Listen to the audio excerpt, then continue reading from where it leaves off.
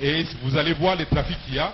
Nous, ici, on n'a pas cette possibilité et ça nous bloque complètement sur le plan économique. Alors, nous tenons beaucoup à ce que on ait un bon aéroport ici et ça permettra à ce que nos activités, et nous avons le billet le plus cher de la République. Pour aller à Kinshasa, il faut 430, 450 $. À leur retour, ça vous fait presque 900 $, à 1000 $, et ça ne permet pas à ce qu'il y ait des activités. Alors c'est pour ça que quand je parle aussi de quoi, des infrastructures, bon, en tant que peut-être je pourrais rentrer avec l'expérience qu'on a eue dans la gestion des affaires, puisque si on a eu des problèmes, que ce soit à Ndjougou, que ce soit à Irumu, comme le gouverneur militaire l'a décrié depuis tout le temps, il n'y a pas d'infrastructure à Ndjougou et à Irumu. Quand vous arrivez, pas de bureaux, les bureaux sont dans un état qui n'est pas quoi. Donc, quand vous prenez les trois piliers de la gouvernance, que ce soit au niveau de l'administration, vous prenez au niveau de la justice et les services de l'ordre, vous sentez qu'il y a un problème très sérieux. Ndjougou, c'est une zone déjà au départ criminogène. Depuis l'époque coloniale, le Belge avait construit 4 prisons à Ndjougou. Et aujourd'hui, Ndjougou se retrouve sans prison avec juste un amigo qui est plus excentré du côté de Mungwalu. Et quand vous regardez maintenant la justice, du côté de la pilier justice, vous avez un tripé qui est excentré du côté de Mungwalu. Et quand vous regardez l'étendue de Ndjougou, qui est plus qu'un pays, certains pays africains, vous ne savez pas, les gens n'ont pas accès. Or, une zone déjà criminogène qui n'a pas la justice, qui n'a pas le quoi, c'est déjà un problème. Au niveau des forces de sécurité, c'est la même chose. On a un seul régiment qui couvre presque 3 territoires, que ce soit Mahagi, Aru et Ndjougou. Et un régiment, c'est presque 1000 militaires pour au moins 6 millions d'âmes, pratiquement les 3 territoires, ça vous fait presque 6 millions. Alors d'où pratiquement il y a question de voir comment est-ce qu'il faut renforcer un peu cela, et surtout du côté de la justice. La plupart des crimes ou bien des infractions qui sont commises au niveau de Ndjougou ne sont pas au niveau des tripés, sont au niveau des grandes instances. Alors d'où pratiquement il faut qu'on essaie de construire, il faut des infrastructures, que ce soit des tripés et non le parquet et tout le voilà, on remet l'administration. Parce que le fait qu'il n'y a pas l'administration, vous avez l'administrateur a tendance à être à Bunia et sans qu'il y ait le quoi là-dessus, les magistrats, les juges et tout ne savent pas aller s'installer là-bas parce qu'ils n'ont ni bureau, ni habitation et tout le reste. Et c'est pour ça qu'on demande à ce que tout le projet que vous allez faire, que vous puissiez songer à ce que qu'on mette le point sur l'infrastructure, qu'on puisse se reconstruire, et à ce moment-là, ça nous permettra aussi d'avancer, parce que l'après état de siège, il faut bien qu'on puisse avancer, et pour avancer, il faut à ce qu'on restaure l'autorité de l'État, et en restaurant l'autorité d'État, il faut donner l'occasion à ce que les administratifs soient sur place et continuent à travailler, et ça nous permettra à ce que nous puissions avancer voilà. Parce que, pour rappel, ce qui concerne par exemple l'armée, quand la situation s'est déclenchée, c'était dû d'abord à la situation qu'il y avait du côté du Sud-Soudan. Il y avait la guerre du Sud-Soudan et les autorités militaires avaient préféré aller sécuriser du côté des Sud-Soudan, de la frontière. Ils ont dégarni pratiquement le reste. Ils n'avaient qu'un seul régiment, donc ça n'a pas permis à ce que ça remis. Et les criminels, c'est que quand il y a un vide, ils peuvent opérer sans pour autant qu'ils puissent avoir un peu de la suite. Et c'est pour ça que nous demanderons à ce que vous puissiez mettre un peu plus d'accent dans cela. Et ça nous permettra à ce que nous puissions avancer. Je vous remercie, Excellence. Merci.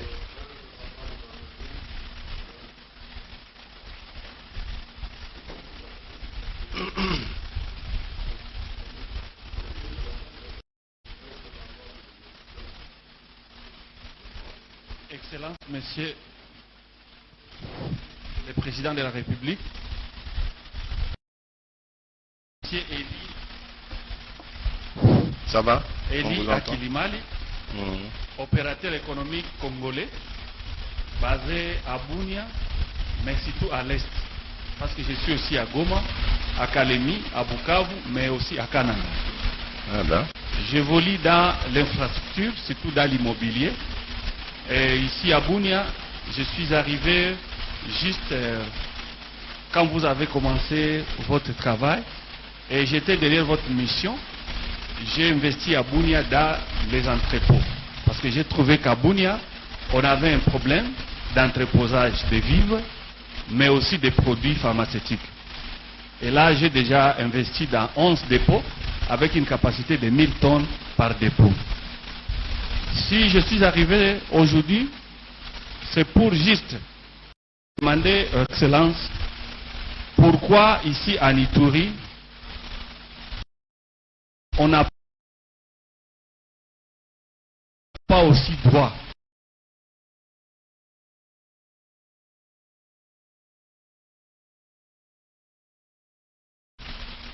au code d'investissement. Parce que quand nous regardons ce que nous sommes en train de faire à Ituri, moi personnellement, à part l'immobilier, je viens d'asphalter plus ou moins 700 mètres de route à mes fonds propres, mais je n'ai rien comme avantage, ni au niveau des impôts, ni à tous les niveaux. Et je me demande, est-ce qu'à Ituri, on n'a pas aussi droit à ces codes d'investissement dont les autres bénéficient dans d'autres provinces? Ma deuxième question, c'est par rapport à la vision que vous avez et que nous sommes obligés de vous accompagner. Je suis en train de faire une étude, je venais de payer une étude sur la voirie dans la voirie de Bunia pour 20 km. Ma vision, c'était de préfinancer l'asphaltage de ces 20 km. Mais quand nous regardons dans notre province, chez qui il faut exposer les dossiers, on a été avec l'ancien gouverneur, mais il nous a envoyé à Kinshasa. Je viens de Kinshasa, j'ai vu les DG de lui aussi m'a renvoyé encore à la province. Alors je suis bloqué, j'ai le projet avec l'OVD, nous avons les études faites, je suis prêt à commencer, mais je ne sais pas comment le remboursement pourra se passer. Merci beaucoup.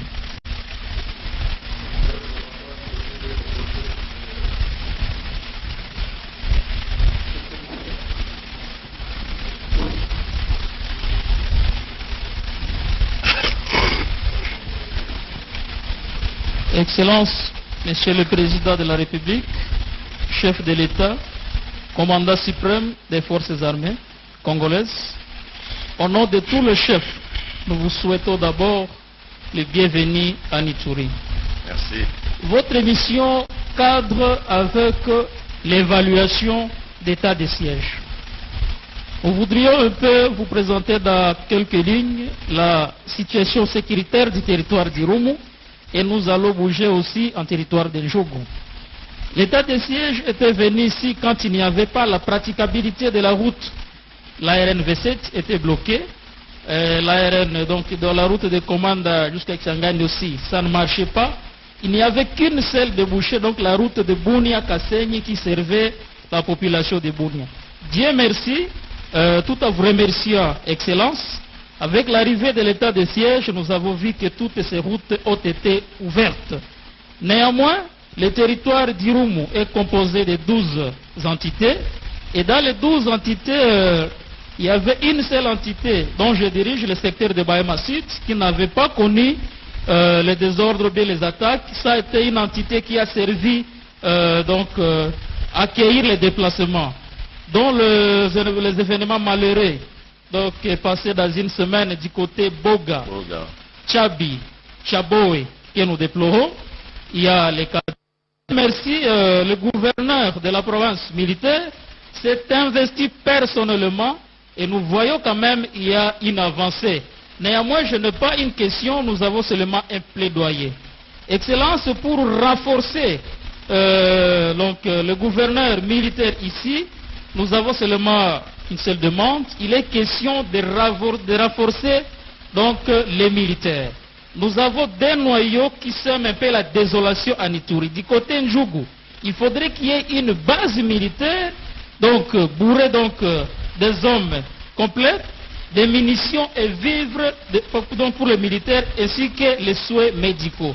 Du côté sud, on pourrait avoir donc une base militaire donc implantée à Boga. Et cette base permettrait à ce que notre frontière avec l'Ouganda soit aussi contrôlée pour mettre hors d'état de nuire ces ADF qui sèment la terreur et la désolation dans notre contrée. Donc c'était ça un peu la plus grande préoccupation. Et aussi, nous supplions aussi à votre Excellence que donc la traque de ces forces négatives puisse continuer en fait d'imposer la paix sur toute l'étendue de la province de l'Ituri, puisque c'est ça votre objectif et votre mission qui vous a conduit donc à mettre sur pied l'état de siège. Et lorsque cette fois là, donc, la population va écouter, va donc être en possession de cette paix, je pense que votre avènement sera écrit dans les annales de l'histoire des Itouriens. Et à chaque fois quand nous allons voir cette paix, nous ne manquerons pas, nous Itouriens, chaque fois à penser sur vous. C'est ça un peu notre plaidoyer, Excellence, qui peut retenir votre attention. Tout en vous remerciant, que Dieu vous bénisse, Excellence. Amen. Merci beaucoup.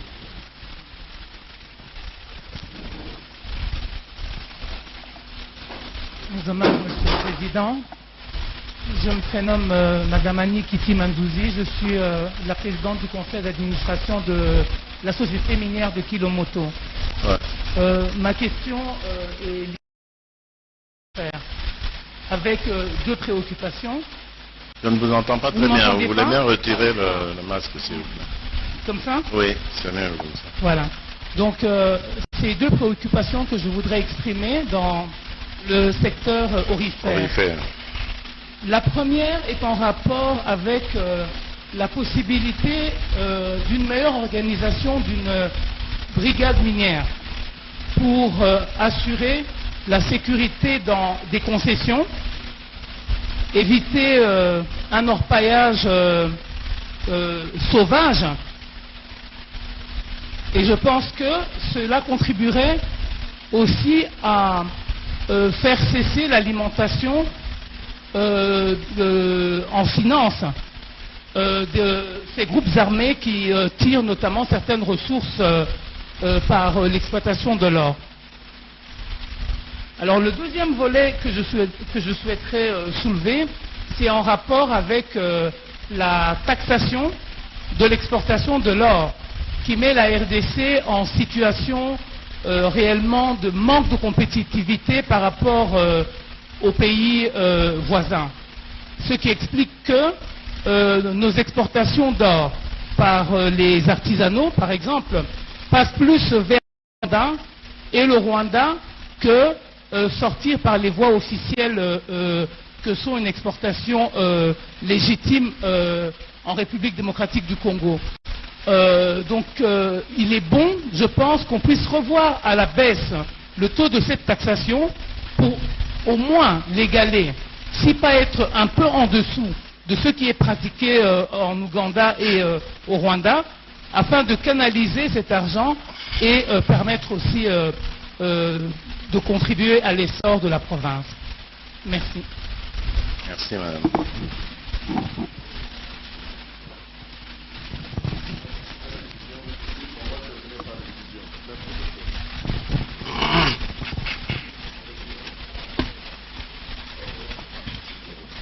Merci beaucoup pour la parole. Son Excellence, Monsieur le Président de la République, avec tous les hommages les plus déférents. Excellence, vous comprendrez avec nous que je me nomme Agenonga Mirambe Moïse, le représentant des étudiants de la province de l'Ituri.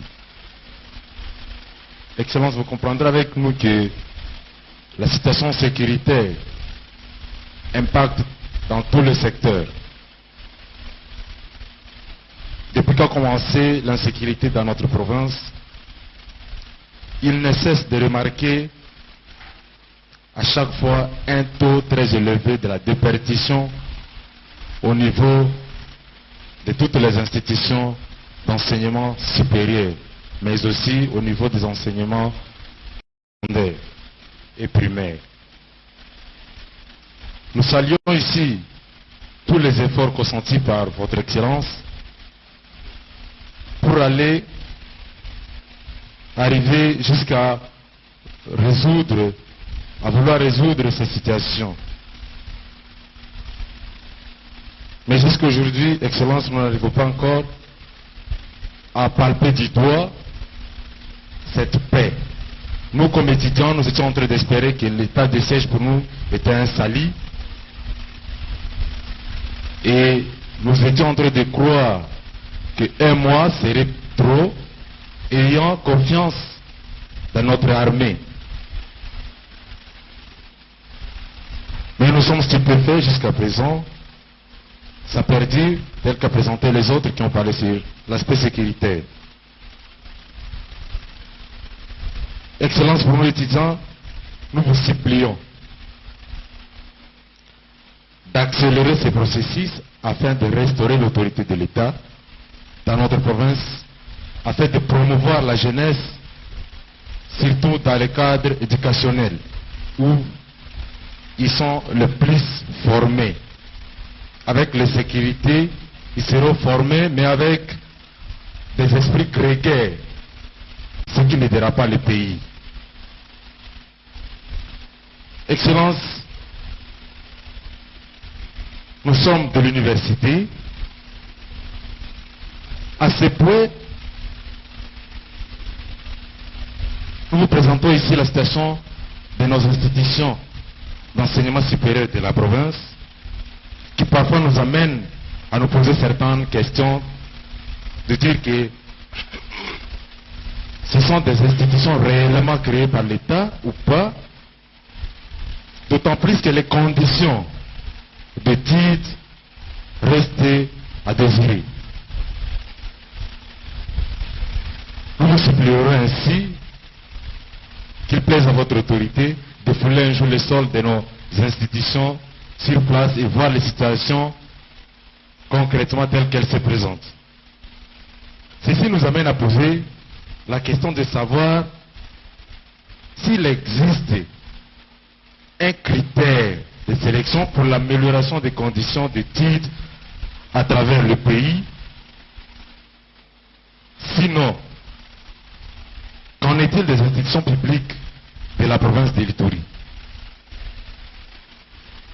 Et si oui, nous restons les mains ouvertes pour attendre ces infrastructures qui seront bâties dans notre chère province. Ce marteau-là ici, sur le point de moyens d'études, nous sommes dans une province sinistrée. Nos parents, le plus, ils sont des déplacés et ils n'ont pas une bonne morale pour supporter les frais académiques tels que fixés par le gouvernement.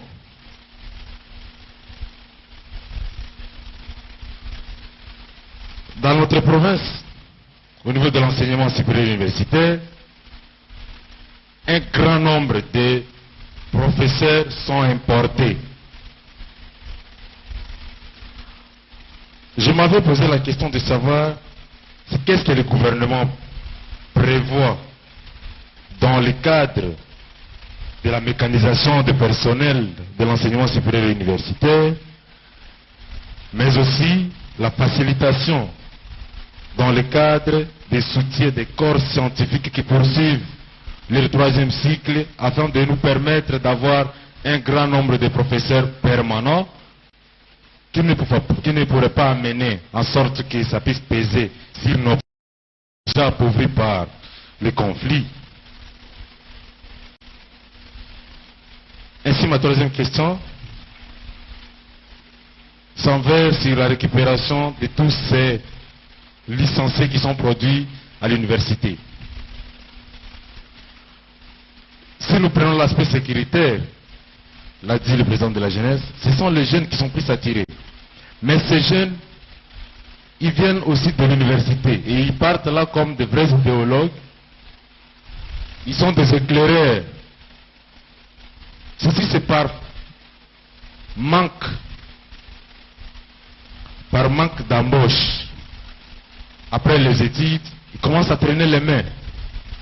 l'oisiveté les emporte. Que prévoit l'État dans ce sens de récupération de tous les licenciés qui sont produits chaque année à travers nos universités?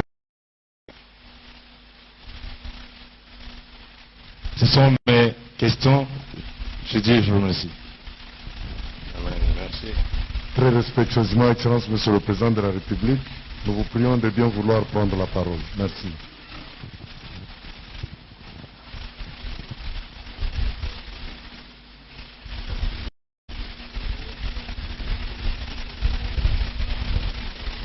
Bien. Mesdames et messieurs, chers compatriotes,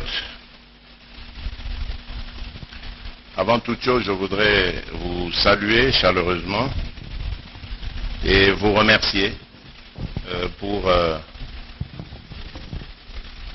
l'accueil que vous m'avez réservé. C'est bien dommage que cet accueil n'ait pas pu être beaucoup plus enthousiaste, j'allais dire au point de vue de la ferveur populaire. Je dis c'est dommage parce que il y a aujourd'hui des restrictions que j'ai moi-même d'ailleurs publiées concernant les rassemblements. Et cela est dû évidemment à cause, comme vous le savez, de la pandémie de Covid qui connaît en ce moment une résurgence dans notre pays et principalement à Kinshasa qui en est l'épicentre. Et tous nos efforts aujourd'hui sont consacrés à limiter la propagation de cette pandémie le plus possible pour qu'elle soit concentrée sur Kinshasa, n'arrive pas jusqu'en province. Les chiffres sont alarmants et vraiment inquiétants. Voilà pourquoi je profite de cette occasion pour vous rappeler la nécessité d'observer les mesures barrières. La situation est grave, elle est très grave même, parce que cette troisième vague que nous connaissons, avec comme principal auteur le fameux virus Delta ou le virus dit indien, est beaucoup plus virulente que les deux vagues précédentes et a une tendance à être,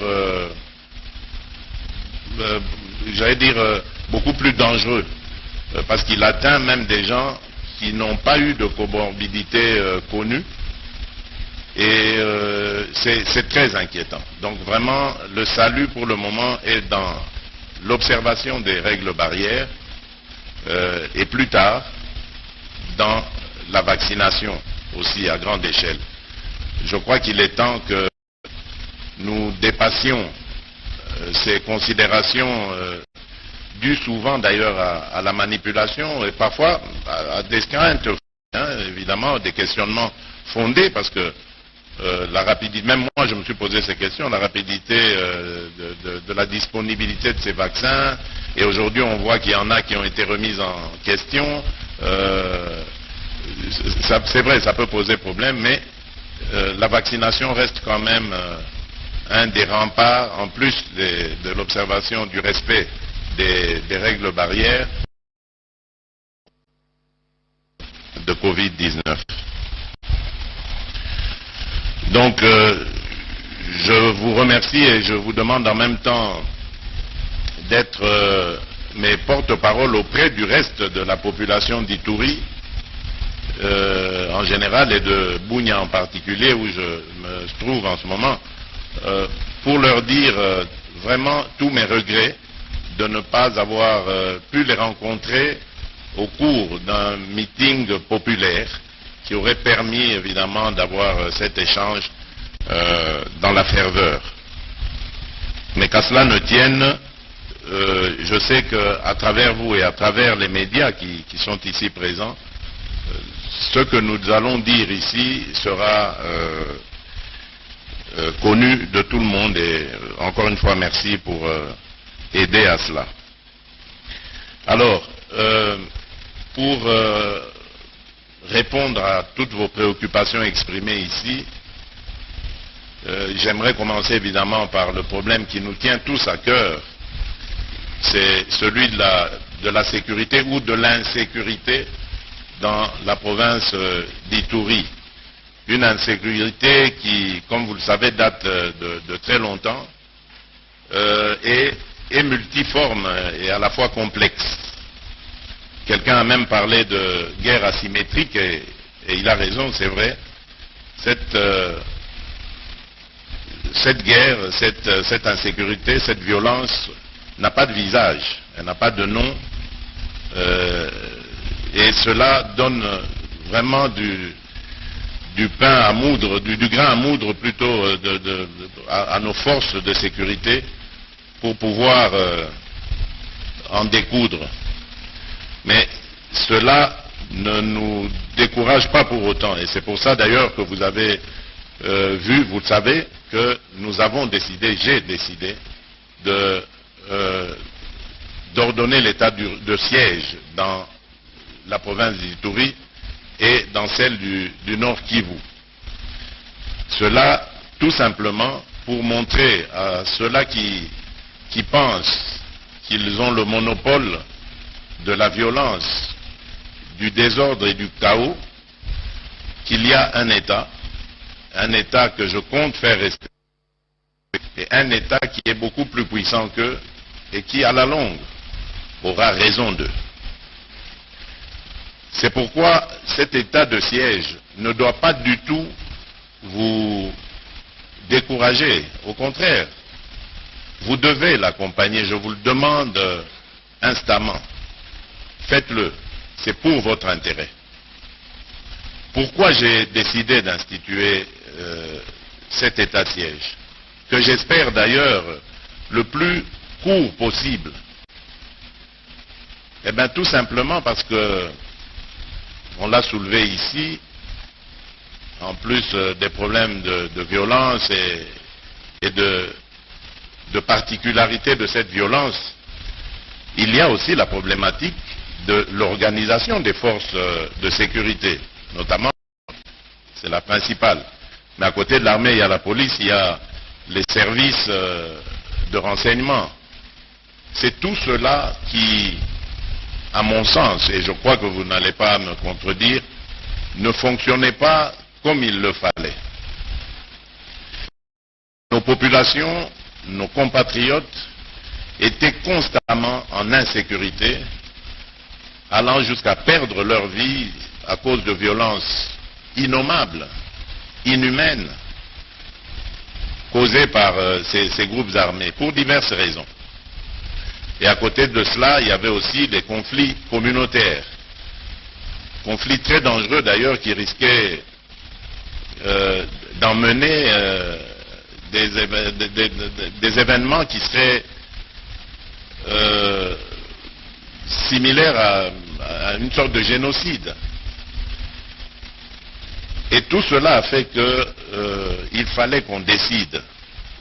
Parce que depuis mon avènement à la tête du pays en 2019, jusqu'à, on va dire, fin 2020, j'ai observé, j'ai travaillé avec nos forces armées, avec toutes ces institutions, mais je me suis rendu compte que les efforts fournis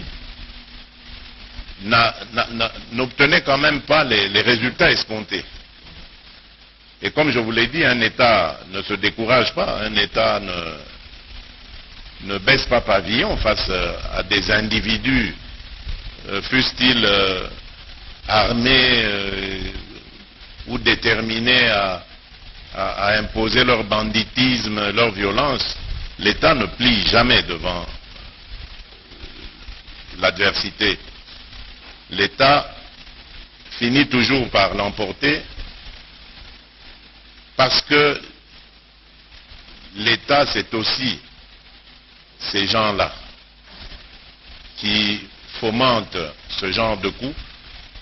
Il les régente aussi, l'État, et donc il a vocation à les mater si jamais ils enfreignent la loi. Mais maintenant, cet État doit être organisé. Cet État doit être doté d'outils nécessaires à son action pour imposer la loi. Parce que force doit aller à la loi, à l'État qui représente cette loi.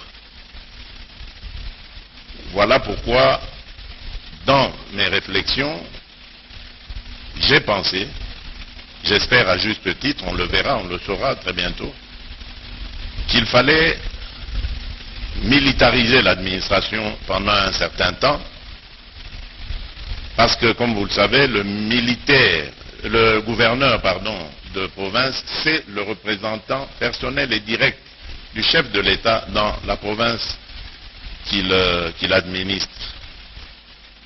Et donc, c'était important d'avoir un militaire à la tête de cette province pour régler principalement le problème sécuritaire. Et à travers ce responsable militaire, ces responsables, parce que son adjoint, il est policier, donc en même temps il réglera aussi les problèmes de police, donc bref, les problèmes de sécurité. À travers eux, je compte obtenir ce que je n'ai pas pu obtenir jusqu'ici, comme je vous l'expliquais, en fonctionnant comme les institutions ont toujours fonctionné, même avant que je n'arrive aux affaires. Donc je me dis, cette exception va peut-être me permettre d'avoir directement un œil sur ce qui se passe réellement en Ituri et dans le Nord Kivu. Et je peux dire avec satisfaction, à la suite de, je crois, le représentant des chefs coutumiers, qu'il y a déjà des points positifs, notamment la sécurité assurée sur la RN 27, qui aujourd'hui est rentable même par les paisibles citoyens. Il ne faut pas nécessairement être armé jusqu'aux dents pour fréquenter ce tronçon. Donc c'est déjà des points positifs. Mais je vous ai dit que la situation est complexe et elle dure depuis une vingtaine d'années. Ce n'est pas en un mois d'état de siège que l'on va tout régler. Donc s'il vous plaît, soyez indulgents, mais surtout soyez patients. C'est un travail de longue haleine qui doit se faire, minutieux et méticuleux, parce qu'il faut détricoter tout ce qui s'est fait ici pendant une vingtaine d'années, qui a pris corps, qui a pris racine, et qui est devenu un système. On ne déboulonne pas un système du jour au lendemain. J'en sais quelque chose.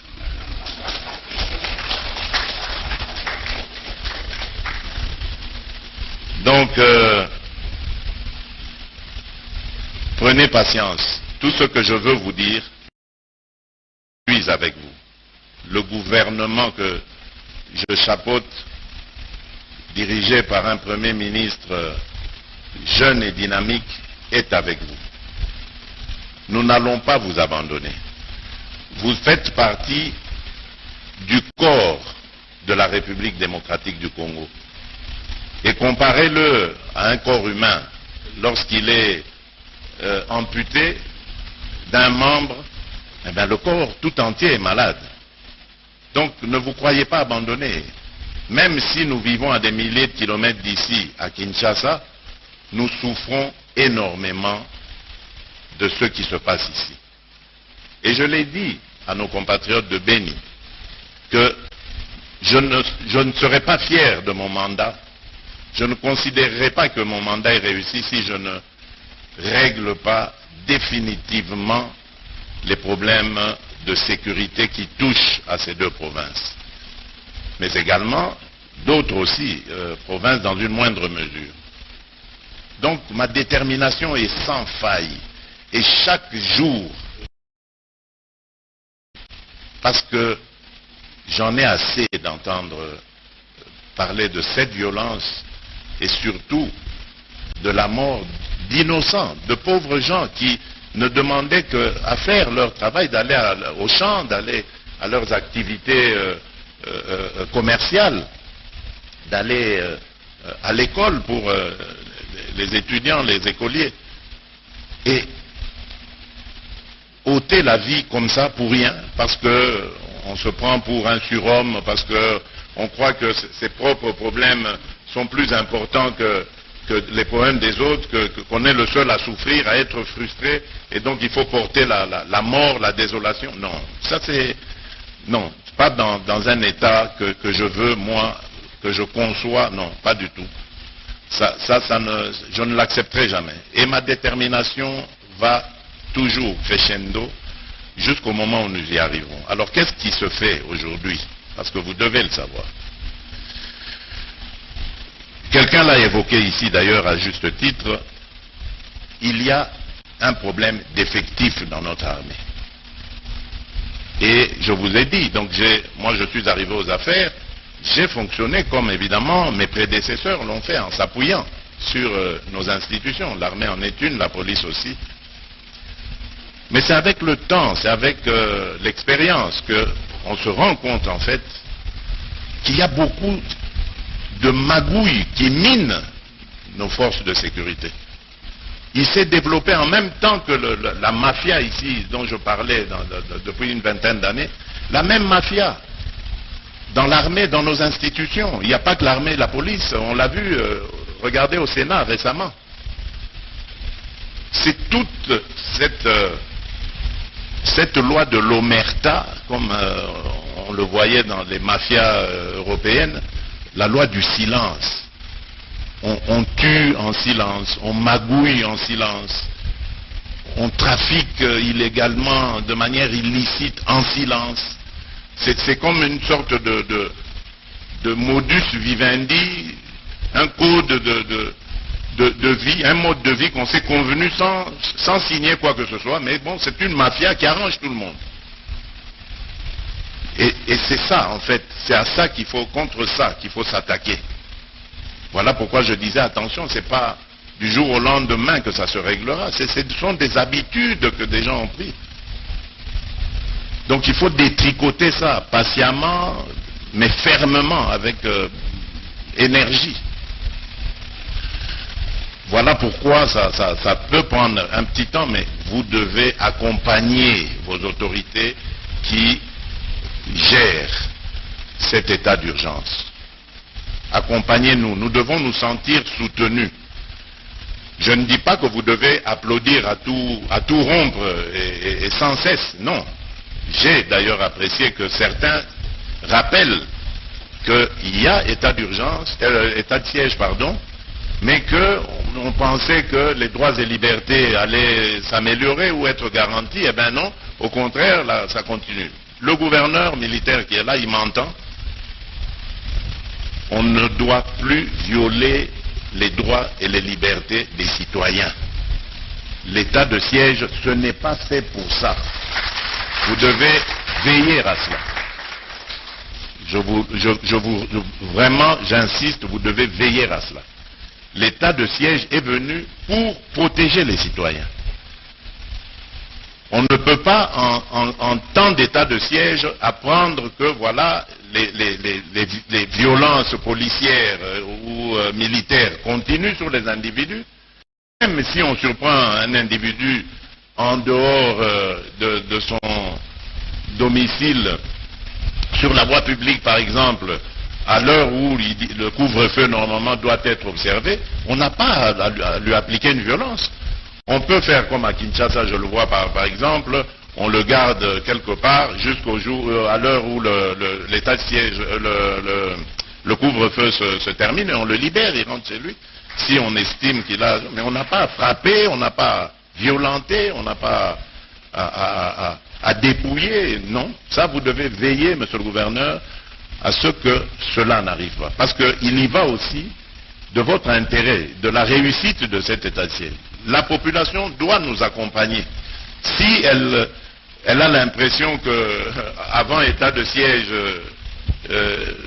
après état de siège plutôt, ou pendant état de siège est égal à avant état de siège, mais nos efforts alors sont complètement inutiles, sont vains, parce qu'à ce moment-là, on n'aura rien fait. Nous avons besoin de l'accompagnement de la population. Pourquoi? Mais d'abord pour dénoncer ce que vous êtes en train de faire, c'est-à-dire donner votre appréciation de cet état de siège, mais également de nous aider à appréhender tous ces réseaux mafieux qui minent la sécurité, la stabilité de cette province et de ses citoyens. Vous devez nous aider, parce que beaucoup d'entre vous sûrement ont entendu des choses ou savent des choses, mais dénoncez-les. Je sais qu'en ce moment, il y a une sorte de méfiance, et ce n'est pas qu'en Ituri, je l'ai compris dans toute la République démocratique du Congo. Je suis congolais, j'ai vu notre population d'année en année retirer sa confiance dans les institutions. C'est une réalité.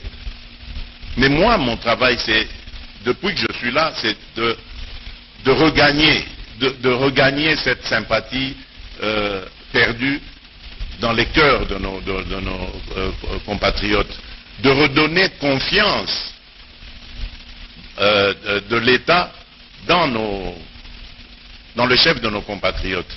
Aujourd'hui, vous pouvez demander à 10 Congolais, 10 jeunes Congolais qui viennent de finir leurs études ou qui sont encore dans leurs études, vous pouvez leur proposer